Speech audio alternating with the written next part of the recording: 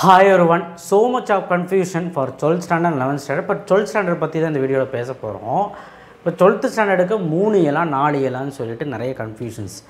நம்ம சேனலுக்கு முதல் முறையாக இருந்தால் சப்ஸ்கிரைப் பண்ணுங்கள். கீழே அந்த பெல் ஐக்கனை கிளிக் பண்ணி வாட்ஸ்அப் சேனல் லிங்க்கில் வந்து ஜாயின் பண்ணுங்கள். கன்ஃபார்மாக நான் சொல்கிறேன், லைக் பண்ணிங்கன்னா எல்லாத்துக்கும் அது போய் சேரும். நிறைய பேருக்கு அது கன்ஃபியூஷனாக இருக்குது. இங்கே பாருங்கள், உங்கள் நாளைக்கு ஸ்கூல் இருக்குல்ல, நாளைக்கு ஸ்கூலுக்கு போங்க. அது வரைக்கும் நீங்கள் வந்து படிக்கிறத விடாதீங்க, படிச்சுட்டு இருங்க. ஃபஸ்ட்டு 3 இயல் இருக்கிறது கன்ஃபார்ம். நம்ம புக்கில் என்ன போட்டிருக்காங்கன்னா 4வது இயல் வந்து அக்டோபர் மாதம்னு போட்டிருக்காங்க. ஸோ கன்ஃபியூஷன் இருக்க தான் செய்யும். அண்ட் ஒரு சில ஸ்கூலில் 4 இயல்னு சொல்லியிருக்காங்க, ஒரு சில ஸ்கூலில் 3 இயல்னு சொல்லியிருக்காங்க. ஸ்கூலுக்கு தகுந்த மாதிரி மாறுதா என்னங்கிறது தெரியல. கொஷின் பேப்பர் டிஸ்ட்ரிக்ட் வைஸ் மாறும். கோயம்புத்தூர் ஒரு டிஸ்ட்ரிக்ட், ஈரோடு டிஸ்ட்ரிக்ட், இப்போ சேலம் ஒரு டிஸ்ட்ரிக்ட். ஸோ டிஸ்ட்ரிக்ட் வைஸ் வந்து கொஷின் பேப்பர் மாறும். அப்போ உங்கள் ஸ்கூலில், உங்கள் டிஸ்ட்ரிக்டில் இருக்க உங்கள் ஸ்கூலில் உங்கள் டீச்சர்கிட்ட நீங்கள் போய் கேட்டிங்கன்னா உண்மை தெரிஞ்சிடும். சரிங்களா? நான் இப்போ உங்களுக்கு 4 இயல்லையுமே சொல்கிறேன்.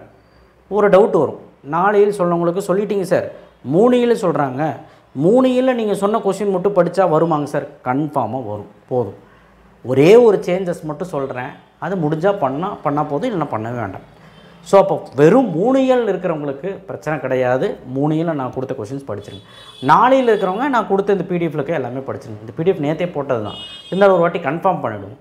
அண்ட் ஆல்சோ எது முக்கியமான டீட்டெயில்னு கடைசியாக ஒரு வாட்டி சொல்லிடுறேன், அப்போ உங்களுக்கு இன்னும் ஈஸியாக இருக்கும். சிறுவினாவை பொறுத்த வரைக்கும் உங்களுக்கு எந்த பிரச்சனையும் வராது. 3 இயல்னால் உங்களுக்கு ஃபஸ்ட்டு இயல்லே சிறுவினா 3, ஃபஸ்ட்டு 3 ஈஸி தான். அந்த 2 இடம் சொட்டி பொருள் விளக்கு 3வது இயல்லையும் ஃபஸ்ட்டு இயல்லே இருக்குது. 2 இடம் சொட்டி பொருள் விளக்கு ஏதோ ஒன்று கண்டிப்பாக அந்த சிறுவினா ஒன்று வந்துடும். அது போக சிறுவினால் நான் சொன்னது எல்லாமே ஏதோ வந்துடும். 2 எழுத போகிறீங்க. குருவினாவும் ஃபஸ்ட்டு 3 இயலில் நீங்கள் படிச்சிடலாம். ஸோ உங்களுக்கு வேலை கம்மி. நாளைக்கு 2 நாள் கழிந்து நீ எக்ஸாம்னால வேலை கம்மி. ஸோ அதனால் பிரச்சனை கிடையாது. நீ ஓகேவா? ஸோ கவனிங்க, கன்ஃபியூஷன்லேயே 3 இயல்னா 3 இயலோடது படிச்சுக்க, 4 இயல்னா 4 இயலோடது படிச்சுக்க. ஆனால் உங்கள் மிஸ்ஸுக்கிட்ட கேட்டு ஒரு கன்ஃபர்மேஷன் பண்ணு. எனக்கு தெரிஞ்சு இப்போ தான் நானே கன்ஃபார்ம் பண்ணி பார்த்தேன், செப்டம்பர் 3 இயல் மட்டும் தான் போட்டிருக்குது, அக்டோபர் தான் 4வது இயல். ஸோ 3 இயலில் இருக்கலாம் அப்படின்னு எனக்கு தோணுது. ஸோ குருவினால சிறுவினால் எந்த சேஞ்சுமே கிடையாது. நெடுவினா மயிலை சீனிசாமி வெங்கடசாமி, பாரதியின் கடிதம், தமிழின் சீரழிமை, இது 3மே நீங்கள் நல்லா படிச்சிருங்க. இயல் 2லேயும் குருவினா சிறுவினால் எந்த சேஞ்சுமே இல்லை, படிச்சுக்கோங்க. நீங்கள் வியந்து பார்த்த ஒரு நகரம், பொறுப்புடன் சென்று படிச்சுக்கோங்க. ஒன்றா இதில் நெடுநல்வாடை படிக்க முடிஞ்சால் படிச்சுங்க. எனக்கு திருக்குறள் எக்ஸ்ட்ரா படிக்கலான்னு நெடுநல்வாடை வேண்டாம், எனக்கு திருக்குறள் வந்துடும். ஸோ அப்போ திருக்குறளில் வந்து பார்த்திங்கன்னா நமக்கு என்னென்னா செய்நின்றி அறிதல் சினம். ஸோ உங்களுக்கு குருவினா சிறுவினா இது போதும் இதில் திருக்குறளில். அப்போ செய்நின்றி அறிதல், அப்புறம் சினம் வந்து நல்லா படித்தேன், ஒரு டீட்டெயில் கன்ஃபார்ம். இயல் 3ல் பார்த்திங்கன்னா நெடுவினா குடும்பம் உரிமை தாங்கும். நடுவில் வந்து பண்பின் படிப்புமாக படைக்கப்பட்ட ராமன் அப்படின்னு சொல்லிட்டு ஒரு கம்பராமாயண கொஸ்டின் இருக்கும். நான் என்ன சொல்கிறேன்னா, உனக்கு பயமாக இருந்தால், பயம்னா எனக்கு 3 இயல் சொல்கிறாங்க சார், நான் படிச்சுக்கலாமா அப்படின்னு கேட்டால் ராமன் கொஸ்டின் படிச்சுக்கலாம். நான் இப்போவும் சொல்கிறேன், உங்களுக்கு துணைப்பாடம் கொஸ்டின் ஒன்று செயலோடது ஒன்று உரையினோடது, இப்படி தான் கேட்பாங்க. அப்போது செயலோடது கண்டிப்பாக இது வந்துடும், செய்நின்றியதில் சினம். துணைப்பாடம் வந்து உரிமை தாகமும் ஃபஸ்ட் இயர்லேருந்து ஒன்று வந்துடும், 2வது இயர்லேயும் நம்ம படிக்கிறோம், அதனால் பிரச்சனை இல்லை. ஸோ இப்போ செயல் உரைநடை பிரச்சனைனா குடும்பம் இருக்குது, அதுக்கப்புறம் ஃபஸ்ட் இயரில் இருக்க மயிலிசீனி வெங்கடசாமி இருக்குது, அதுக்கப்புறம் நீங்கள் விரிந்த. ஸோ உங்களுக்கு எப்படி பார்த்தாலும் வந்துடும். ஸோ அதனால் பயப்படாதீங்க. அப்படியே தான் பயமாக இருந்தால் இந்த நெடுவினால் 2வது கொஸ்டின் ராமன் படைக்கப்பட்ட அந்த பண்டைய ராமன் கம்பராமாயண கொஸ்டின், இந்த 2வது கொஸ்டின் என்ன படிச்சுக்கோ. எனக்கு தெரிஞ்சு தேவையில்லை, இதில் கன்ஃபியூஷன்ஸ் கூடாது. சிறுவினா குழுவினா இதே தான், ரொம்ப ஈஸி தான், ரொம்ப அதிகமாக கொடுத்தனாலும் ஈஸி தான். இயல் 4ல் பண்டைய கால கல்வி தான் மட்டும்தான் ஒன்று சொல்லியிருக்கிறேன். ஸோ இயல் 4 இருக்கிறவங்க 3 இயலும் சேர்த்து இதையும் பார்த்துருங்க. பட் ஒரே ஒரு கன்ஃபியூஷன் என்னென்னா 4வது இயலில் திருக்குறளும் இருக்குது.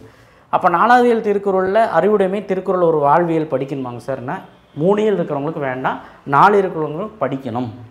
4ல் இருந்தால் 4வது இயல்லையும் அந்த கொஸ்டின் படிக்கணும், இந்த 4வது இயலில் திருக்குறள் படிக்கணும். இவ்வளோ தான் வித்தியாசம். பயிற்சியில் எதாவது சேஞ்ச் இருக்கா அப்படின்னு கேட்டிங்கன்னா 7x2 14 பேஜ் நம்பர் 19 ஃபஸ்ட் இயல். ஸோ இது நீங்கள் படிச்சிருவீங்க. இயல் 2ல் 40 மயங்கொழி சொற்கள் படிச்சிருவீங்க, 4 சொற்கள் ஒரே தொடரில் 41 படிச்சிருவீங்க, கலை சொற்கள் படிச்சிருவீங்க எல்லா இயல்லையும். ஸோ அதே மாதிரி இயல் 3ல் பேஜ் 66 சொல்லுறுப்புகளை பிரித்து சேர்த்து படிச்சிருவீங்க. Page number 69 வள்ளிமைகளை 8 படிச்சிருவீங்க. 70ல் பொருத்தமான வேற்றுமை அதுவும் படிச்சிருவீங்க, கலைச்சொல் படிச்சிருவீங்க. இயல் 4ல் பிழை நீக்கி எழுதுகிறதுக்கு, தொடரில் பிழை நீக்கி எழுதுறதுக்கு, சொல்லை பிரித்து சேர்த்து எழுதுறதுக்கு, இலக்கண தேர்ச்சி கொள்ள 2 சொல்லியிருக்கேன். இந்த இயல் 4 இல்லை, இருந்தால் இது பார்த்துக்கோங்க, இல்லாதவங்க பார்க்க வேண்டாம். இப்போ இயல் 3 முடி நான் என்னென்ன சொல்லிக்கணும் அதை மட்டும் பார்த்துட்டு புணர்ச்சி விதி பகுப்பு தொடர்புகணம் பார்க்கணும். புணர்ச்சி விதிக்கு பகுப்பு தொடர்புகணம் நான் என்ன கொஸ்டின் நடத்தியிருக்கணும் அது போதும். சார் நீங்கள் நடத்திட்டீங்களா? என்னென்னா டிஸ்கிரிப்ஷன் பாக்ஸில் அந்த வீடியோ கொடுக்குறேன். புணர்ச்சி விதி பகுப்பு தொடர்புகணம் நடத்தின வீடியோ கொடுக்குறேன். அதில் என்ன கொஸ்டினை சால்வ் பண்ணியிருக்கணும் அதை மட்டும் நீங்கள் படிச்சுட்டு போனால் போதும். அதுலேருந்து ஒன்று எழுதிடலாம். புணர்ச்சியில் ஒன்று எழுதிடலாம், பகுப்பு தொடர்புகணம் ஒன்று எழுதிடலாம். அவ்வளோதான். ஸோ அடுத்தது 4 × 12 ஏதாவது குழப்பம் இருக்கா? இல்லை. தமிழாக்கம் தருக பார்த்துருங்க. இலக்கிய நிவாரணம் பார்த்துங்க. அணியில் இந்த 3 அணி நல்லா பார்த்தா ஒரு அணி எழுதிடலாம். பேஜ் நம்பர் 71 விண்ணப்ப படிவம் வருமானு கேட்டால் வரலாம். ஸோ அதனால் நீங்கள் இந்த 4ம் பார்க்குறது நல்லதா அப்படின்னு கேட்டால் நல்லது. பழமொழி வருமா? இது 4வது இயல். பழமொழி 5வது கொஸ்டின் பழமொழி வருமா? வரலாம், வரும். ஒரு கொஸ்டின் பேப்பரில் வந்துச்சு. ஸோ அதனால் பழமொழி எதுக்கும் பார்த்துருங்க. ஸோ அதனால் இதில் எந்த கன்ஃபியூஷன்ஸ் இருக்கக்கூடாது. இதில் இருக்கிறது அப்படியே பாருங்கள். ஸோ என்னை கேட்டால் நயம் பாராட்டுதல் அணி பழமொழி பார்த்துருங்க. கூடுதலாக தமிழாக்கம் பார்த்தாலும் சேஃப். ஓகேவா? ஸோ மித்தபடி இந்த விண்ணப்பம் இந்த எண்ணங்களுக்கு எண்ணங்களாக பிக்சர் கொடுத்து எழுதுறது முடிஞ்சவன் நல்லா டாப்பர்ஸ் மட்டும் பாருங்கள். மனப்பாட பகுதி சார் டவுட்டு சார். 3 இயல்னால் பிரச்சனை கிடையாது. உங்களுக்கு என்ன இருக்கும்? கம்பராமாயணம் இருக்கும், தண்டி அலங்காரம் இருக்கும், அதுக்கப்புறம் 2வது இயல் நெடுநல் வாடை இருக்கும். அவ்வளோதான். இது படிச்சிருங்க. 3வது இயல் காவியம் சிலப்பதிகாரம் கிடையாது. 4வது இயலில் 4வது இயல் இருந்ததுன்னா படிச்சுக்கோங்க. பட் இல்லாதவங்களுக்கு ரொம்ப சிம்பிள். 3மே படிச்சிருங்க. நெடுநல் வாடை, கம்பராமாயணம். கம்பராமாயணம் 2 பாடல் இருக்குது. அந்த 2மே படிச்சிருங்க. ஏன்னா எது வரும்னே சொல்ல முடியாது. டிஸ்ட்ரிக்ட் வைஸ் மாறும். அடுத்து முதல்ல தண்டி அலங்காரம் பாடல். ஸோ இதை படிச்சிருங்க. திருக்குறளில் எல்லாமே படிங்க. இதில் யாருனாலும் இம்பார்ட்டன்ஸ் சொல்ல முடியாது. இதுதான் வரும் அது வரும். இருக்கிறதே 3 இயல். சரியா? ஸோ அப்போது உனக்கு படிக்கிறதுக்கான டைம் பிளென்டி ஆஃப் டைம் இருக்குது. படிச்சிரு. சேஞ்சஸ் இருக்குது சொல்லியிருந்தேன். அது எல்லாத்துக்குமே அனுப்புங்க இந்த வீடியோவை. எல்லோரும் தெரிஞ்சுக்கிட்டும். கன்ஃபியூஷன்ஸ் இப்போ இருக்காது. நாளைக்கு எதுக்கும் உங்கள் டீச்சர்ஸ்கிட்ட ஒரு வாட்டி கன்ஃபர்மேஷன் பண்ணிவிடுங்க. நன்றி, வணக்கம். கண்டிப்பாக சப்ஸ்கிரைப் பண்ணுங்கள், ஆதரிங்க. குவார்ட்டர்லி வந்துட்டுருக்கு. சப்ஸ்கிரைப் பண்ணுங்கள்.